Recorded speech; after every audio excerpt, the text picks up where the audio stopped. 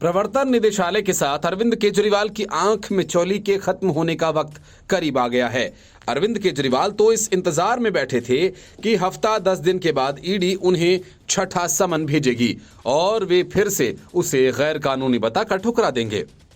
लेकिन ईडी ने एक कदम आगे बढ़ते हुए कोर्ट का दरवाजा खटखटा दिया। अब कोर्ट केजरीवाल के खिलाफ राउज एवेन्यू कोर्ट इस मामले में सुनवाई 7 फरवरी को करेगी। ईडी ने दिल्ली शराब नीति घोटाला से जुड़े मनी लॉन्ड्रिंग मामले में अरविंद केजरीवाल को 5 बार समन जारी किया, लेकिन वो एक बार भी ईडी के सामने पेश नहीं हुए। इस कारण समन का पालन नहीं करने पर ईडी कोर्ट में मुख्यमंत्री के खिलाफ शिकायत दर्ज कराई है। मामले में कोर्ट ने कुछ दलीलें सुनने के बाद बाकी दलीलों को सुनने और विचार करने के लिए 7 फरवरी की तारीख तय की है। आबकारी घोटाला मामले में ईडी ने 31 जनवरी को मुख्यमंत्री अरविंद केजरीवाल के पास 5वां समन भेजा। उन्हें 2 फरवरी को बुलाया गया, लेकिन वो पेश नहीं हुए। अरविंद केजरीवाल को पिछले हफ्ते चौथी बार ईडी ने समन जारी किया था और 18 जनवरी को एजेंसी के सामने पेश होने को कहा था। केजरीवाल ने इससे पहले 2 नवंबर और 21 दिसंबर और 3 जनवरी के दिन 3 समन पर ईडी के सामने पेश नहीं हुए और पेश होने से इनकार भी कर दिया। केजरीवाल ने बार बार दावा किया कि जारी किए गए समन अवैध हैं और एजेंसी का एकमात्र उद्देश्य उन्हें गिरफ्तार करना है। 2 नवंबर को एजेंसी की ओर से पहला समन जारी किए जाने के बाद से ही आम आदमी पार्टी प्रमुख की गिरफ्तारी की अटकलें लगाई जाती रही हैं। आम आदमी पार्टी के 2 अन्य नेताओं, दिल्ली के पूर्व उप मुख्यमंत्री मनीष सिसोदिया और पार्टी के राज्यसभा सांसद संजय सिंह को पिछले साल इसी मामले में हिरासत में लिया गया था। दिल्ली की राउज एवेन्यू अदालत में ईडी की शिकायत मनी लॉन्ड्रिंग एक्ट के तहत दायर की गई है, जो कि धारा 50 के तहत जारी किए गए किसी भी निर्देश की जानबूझकर अवज्ञा करने से संबंधित है। इस धारा के तहत एजेंसी को किसी भी व्यक्ति को बुलाने का अधिकार मिला है। Bureau report, news of India.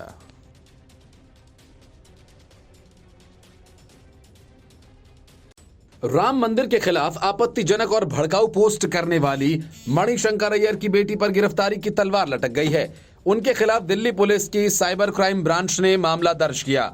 22 जनवरी को जब राम मंदिर की प्राण प्रतिष्ठा हो रही थी, तब कांग्रेस नेता मणिशंकर अय्यर की बेटी सुरन्या अय्यर ने विरोध में 3 दिन का उपवास रखा था और इतना ही नहीं, उन्होंने सोशल मीडिया पर राम मंदिर को लेकर विवादित पोस्ट भी किया था। इसके लिए पुलिस ने उनके खिलाफ शिकायत दर्ज कर ली है और इससे पहले जिस अपार्टमेंट में वे रहती थी, वहां के आरडब्ल्यूए ने भी उन्हें नोटिस जारी किया था, जिसमें उन्हें माफी नहीं मांगने पर सोसाइटी छोड़ने के लिए कहा गया।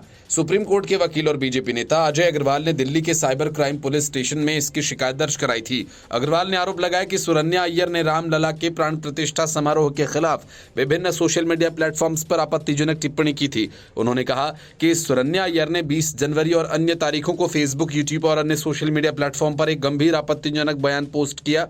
कृपया इस पूरे क्लिप को देखें और 36 मिनट के इस वीडियो को देखने के बाद धारा 153A मतलब धर्म के आधार पर विभिन्न समूहों के बीच दुश्मनी को बढ़ावा देने के लिए और आईपीसी की अन्य धाराओं और अन्य कृत्यों के तहत एक प्राथमिकी दर्ज करें।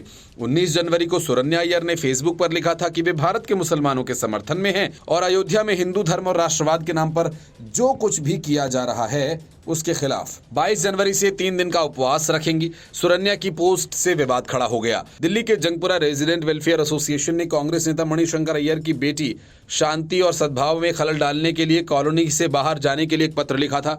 पत्र में कहा गया था कि यदि आप अभी भी सोचते हैं कि आपने अयोध्या में राम मंदिर की प्राण प्रतिष्ठा के विरोध में क्या किया, तो हम आपको सुझाव देंगे कि कृपया एक अन्य कॉलोनी में चले जाएं।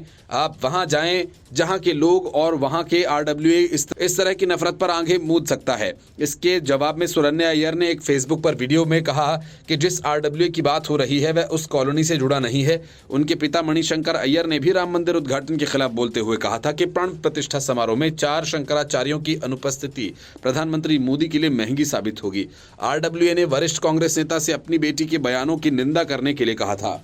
Bureau report, news of India. शराब सहित कई घोटालों में फंसे अरविंद केजरीवाल को उनके ही इलाके के लोगों ने एक तरह से खदेड़ दिया। ईडी के समन और क्राइम ब्रांच के नोटिस से भागे भागे फिर रहे अरविंद केजरीवाल और आतिशी मरलेना दोनों दिल्ली के किराड़ी विधानसभा क्षेत्र पहुंचे। किराड़ी विधानसभा में सीएम केजरीवाल ने सरकारी स्कूल्स का शिलान्यास किया।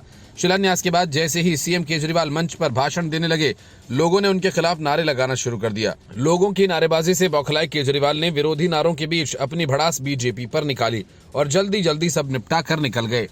इस घटना का एक वीडियो भी सामने आया जिसमें भीड़ के बीच कुछ लोग सीएम अरविंद केजरीवाल के खिलाफ आवाज बुलंद करते नजर आ रहे हैं। इस पर सीएम ने कहा कि पूरी दिल्ली में हम कहीं भी स्कूल्स का उद्घाटन करने जाते हैं तो ये दूसरी पार्टी वाले हमारी हाय हाय करने पहुंच जाते हैं। हम लोग मोहल्ला क्लिनिक का उद्घाटन करने जाते हैं तो दूसरी पार्टी वाले हमारी हाय हाय करने पहुंच जाते हैं। हम कहीं अस्पताल का उद्घाटन करने जाते हैं तो ये दूसरी पार्टी वाले हमारी हाय हाय करने पहुंच जाते हैं। मैं आपसे कहना चाहता हूं, आज तो पवित्र दिन है, 4 स्कूल्स का उद्घाटन हो रहा है, 10,000 बच्चों की शिक्षा का इंतजाम हो रहा है। आज तो कम से कम ये गंदी राजनीति न करो। आपको केजरीवाल से दुश्मनी है, आप कम से कम जनता के बच्चों से दुश्मनी तो न निकालो। इनको अच्छी शिक्षा मिलने वाली है तो ऐसे मौकों पर ये गंदी हरकत नहीं करनी चाहिए। सीएम केजरीवाल ने बताया कि किराड़ी में 4 नए सरकारी स्कूल्स बने हैं और इन सभी स्कूल्स में 10,000 बच्चों को शिक्षा मिल सकेगी। सीएम ने कहा कि 1 साल में ये स्कूल्स बनकर तैयार हो जाएंगे। केजरीवाल ने बताया कि इस विधानसभा क्षेत्र में 10 और स्कूल्स बनाने की योजना है, जिसके बाद इस पूरे विधानसभा क्षेत्र में 20 स्कूल्स हो जाएंगे। अरविंद केजरीवाल ने कहा कि ये संभव हो पाया क्योंकि हम दिल्ली सरकार का बहुत बड़ा बजट शिक्षा और स्वास्थ्य पर खर्च करते हैं। केजरीवाल ने कहा कि पूरे देश में केंद्र सरकार स्कूल और अस्पताल बजट का महज 4% हिस्सा खर्च करती है। दिल्ली सरकार अपने बजट का 40% हिस्सा स्कूल और अस्पताल पर खर्च करती है। मैं दिल्ली के 2 करोड़ लोगों को अपना परिवार मानता हूँ। मुझे भगवान ने किस्मत से सब कुछ दिया। मैंने कसम खाई है कि जो शिक्षा मेरे देश ने मेरे बच्चों को दी है उसी तरह की शिक्षा इस देश के हर बच्चे को मिलनी चाहिए। किराड़ी विधानसभा स्कूल के रोहिणी में स्कूल्स के उद्घाटन के मौके पर सीएम केजरीवाल ने बीजेपी को घेरते हुए कहा कि ये जो मर्जी षड्यंत्र कर लें, हमारे खिलाफ कुछ नहीं होने वाला और मैं भी डटा हुआ हूँ। इनके खिलाफ मैं भी नहीं झुकने वाला। ये कहते हैं बीजेपी में आ जाओ, हम छोड़ देंगे। मैंने कहा बिल्कुल नहीं आऊंगा बीजेपी में, कतई नहीं आऊंगा बीजेपी में। क्यों आऊं बीजेपी में? बीजेपी में चले जाओ तो सारे खून माफ। हमने क्या गलत किया है? हम अस्पताल ही तो बनवा रहे हैं, स्कूल ही तो बनवा रहे हैं, पानी का इंतजाम ही तो करवा रहे हैं और सीवर ही तो ठीक करा रहे हैं। क्या गलत काम कर रहे हैं? Bureau report, news of India. ED के सारे समन को केजरीवाल और आम आदमी पार्टी की तरफ से गैर कानूनी बताने के बाद अब पुलिस के नोटिस को भी उसी तरह से फालतू बता दिया। मतलब ये कि जिस तरह से केजरीवाल ईडी के समन को टालते रहे, उसी तरह से अब अरविंद केजरीवाल और आतिशी मारलेना क्राइम ब्रांच की नोटिस का कोई जवाब देने के मूड में नहीं। अरविंद केजरीवाल को नोटिस देकर क्राइम ब्रांच ने 3 दिन में उनके नाम बताने को कहा था, जिन्हें खरीदने की कोशिश बीजेपी ने की।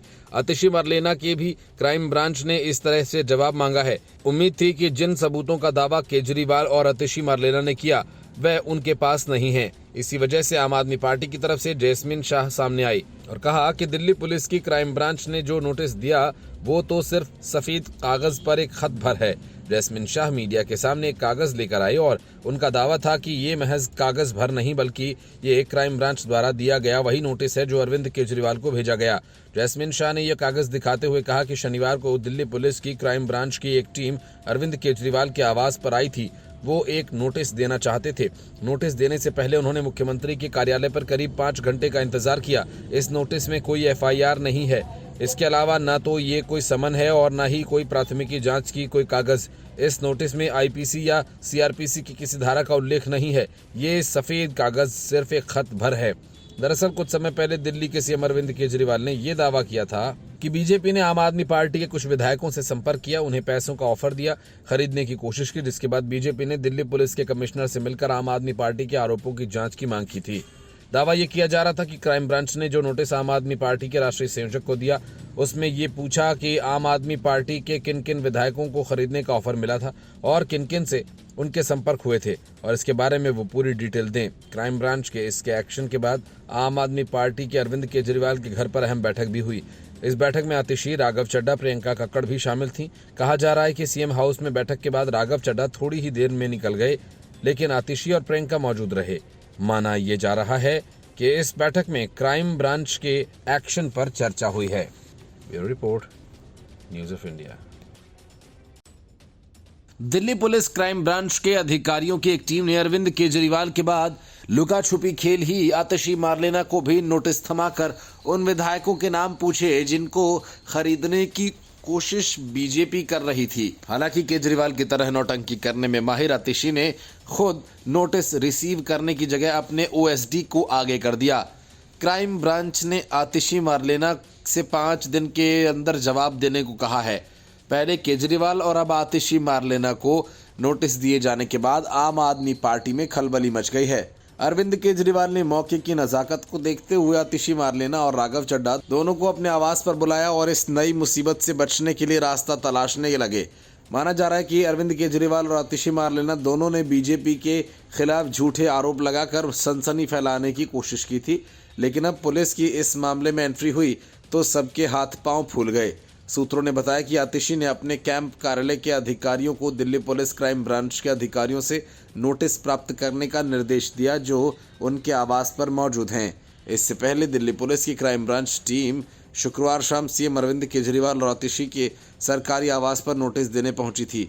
आवास पर मौजूद अधिकारी नोटिस लेने के लिए तैयार नहीं थे। पुलिस ने सीएम को ही नोटिस देने की बात कही। अफसरों से चर्चा के बाद भी केजरीवाल नोटिस लेने नहीं आए। इसके चलते पुलिस को बिना नोटिस दिए ही लौटना पड़ा था, जिसके बाद शनिवार सुबह फिर से क्राइम ब्रांच की टीम नोटिस देने केजरीवाल के आवास पर पहुंची। पिछले हफ्ते केजरीवाल और आतिशी ने बीजेपी पर उनके विरोधियों को खरीदने की कोशिश करने का आरोप लगाया था। केजरीवाल ने कहा था कि बीजेपी ने दिल्ली में उनकी सरकार गिराने के लिए आपके 7 विधायकों को 25-25 करोड़ रुपए देने की पेशकश की है। इसके बाद दिल्ली की मंत्री आतिशी ने भी प्रेस कॉन्फ्रेंस करते हुए आरोप लगाया कि बीजेपी ने दिल्ली में ऑपरेशन लोटस 2.0 शुरू किया। आतिशी ने कहा कि उन्होंने आम आदमी पार्टी के विधायकों को पैसे की पेशकश कर अपने पाले में करने की इसी तरह की कोशिश पिछले साल भी की थी, लेकिन वे असफल रहे। इन आरोपों के बाद दिल्ली बीजेपी प्रमुख वीरेंद्र सचदेवा ने एक प्रतिनिधिमंडल 30 जनवरी को दिल्ली से शिकायत की और आरोपों की जांच करने की मांग की। क्राइम ब्रांच की टीम शुक्रवार को भी सीएम केजरीवाल और मंत्री आतिशी के आवास पर पहुंची थी। हालांकि शुक्रवार को केजरीवाल और आतिशी में किसी को नोटिस नहीं दिया गया था, क्योंकि केजरीवाल के आवास पर अधिकारियों ने इसे लेने से इनकार कर दिया था और आतिशी आवास पर मौजूद नहीं थी। Bureau report, news of India. जब से सुप्रीम कोर्ट ने कपिल सिब्बल और अभिषेक मनु सिंघवी दोनों को खड़े पांव लौटा दिया और हेमंत सोरेन का केस हाईकोर्ट जाने को कहा, तब से कपिल सिब्बल सुप्रीम कोर्ट के फैसले को अपनी तौहीन बता रहे हैं। इसलिए हाईकोर्ट जाने की जगह कपिल सिब्बल सीधा सड़क पर उतर आए और सुप्रीम कोर्ट के खिलाफ ही मोर्चा खोल दिया। कपिल सिब्बल चाहते थे कि एक जैसी याचिका पर हाईकोर्ट और सुप्रीम कोर्ट दोनों ही सुनवाई करें, लेकिन सुप्रीम कोर्ट ने उन्हें यह कहकर सुनवाई करने से इनकार कर दिया कि आप सीधा यहां क्यों चले आए, आप पहले हाईकोर्ट जाएं। लेकिन सुप्रीम कोर्ट के इस आदेश से तिलमिलाई कपिल सिब्बल चाहते हैं कि इस मामले की सुनवाई पहले कोर्ट नियम बनाए, मानदंड तय करे, इसके बाद कपिल सिब्बल कानूनी दलील छोड़कर मीडिया के सामने राजनीतिक भाषण देने चले आए और कहा कि सोरेन को इसलिए निशाना बनाया जा रहा है क्योंकि भारतीय जनता पार्टी के नेतृत्व वाला केंद्र चाहता है कि कोई भी विपक्षी मुख्यमंत्री अपने पद पर बना न रहे और हर जगह केवल डबल इंजन सरकार हो। न्यायमूर्ति संजीव खन्ना, न्यायमूर्ति MS सुंदरेश और न्यायमूर्ति बेला एम त्रिवेदी की पीठ ने सोरेन की ओर से पेश वरिष्ठ वकील कपिल सिब्बल और अभिषेक मनु सिंघवी से राहत पाने के लिए उच्च न्यायालय जाने को कहा। हमें अदालत द्वारा ये बताया जाना चाहिए कि हमें किस मामले में शीर्ष अदालत जाना चाहिए और किस मामले में नहीं। हमें नहीं पता कि उच्चतम न्यायालय हमारी याचिका सुनेगा या नहीं। ये बातें कपिल सिब्बल ने एक संवाददाता सम्मेलन में कही। लेकिन हम इतिहास के बारे में जानते हैं। उन्होंने दलील दी कि अनुच्छेद 32 नागरिकों को मौलिक अधिकार भी देता है। उन्होंने कहा कि उच्चतम न्यायालय द्वारा कई मामलों पर विचार किया गया और अनुच्छेद के तहत राहत प्रदान की गई। संविधान का अनुच्छेद 32 प्रत्येक नागरिक को उनके मौलिक अधिकारों से वंचित किए जाने की स्थिति में उच्चतम न्यायालय के संवैधानिक राहत देने का अधिकार है। सिब्बल ने कहा कि शीर्ष अदालत को एक ऐसे प्रणाली का या नीति का बनाए जाने की आवश्यकता है जिसके तहत लोगों को पता हो कि उन्हें कब किसके पास जाना है और कब नहीं। राज्यसभा सदस्य ने कहा कि मुझे लगता है कि भारत के इतिहास में शायद ही कोई ऐसा उदाहरण होगा जब एक मौजूदा मुख्यमंत्री को गिरफ्तार किया गया हो और इस पर भी अनुच्छेद 32 के तहत सुनवाई नहीं हुई। उच्चतम न्यायालय ने कम से कम हमारी बात सुनी होती और फिर सुनने के बाद कहा होता हम हस्तक्षेप नहीं चाहते, लेकिन पक्ष रखने का मौका भी नहीं दिया। सिब्बल ने दावा किया कि केंद्र राज्यों में कोई विपक्ष या उसका मुख्यमंत्री नहीं चाहता। उन्होंने आरोप भी लगाया कि वे दिल्ली के मुख्यमंत्री अरविंद केजरीवाल के खिलाफ भी ऐसा करेंगे। वे केवल डबल इंजन की सरकार चाहते हैं, विपक्ष की कोई सरकार नहीं। सिब्बल ने दावा किया कि अब होगा ये कि हिरासत में रहते हुए हेमंत सोरेन पर 10 और मामले थोपे जाएंगे। ये सभी मामले गढ़े हुए हैं ताकि वे जेल से बाहर ना आए और उन्हें लाभ मिले। उन्होंने कहा कि ये एक आदिवासी के साथ किया जा रहा है जिसे मनगढ़ंत आरोपों में गिरफ्तार किया गया। सिब्बल ने सवाल किया कि यदि उच्चतम न्यायालय इस मामले को नहीं सुनेगा तो हम कहां जाएंगे। उन्होंने सवाल किया कि देश में क्या हो रहा है, ये किस तरह से राजनीति हो रही है। उन्होंने कहा कि केंद्र ये घोषणा क्यों नहीं करता कि हम सभी विपक्षी मुख्यमंत्रियों को हटा देंगे और अपनी सरकार बनाएंगे। Bureau Report, News of India.